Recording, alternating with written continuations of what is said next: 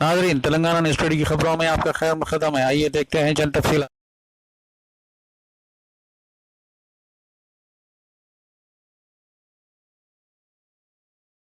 अस्सलाम वालेकुम रहमतुल्लाहि व बरकातहू।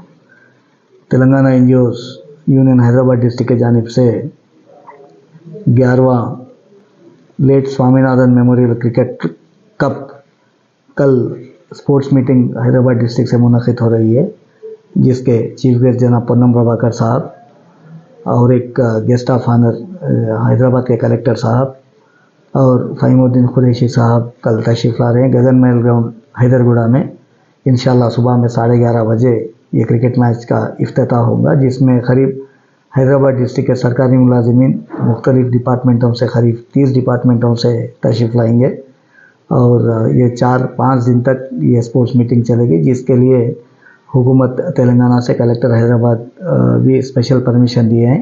इसके अलावा भी दीगर स्पोर्ट्स मीटिंग का भी आगाज़ किया जाएगा 19 तारीख के दिन।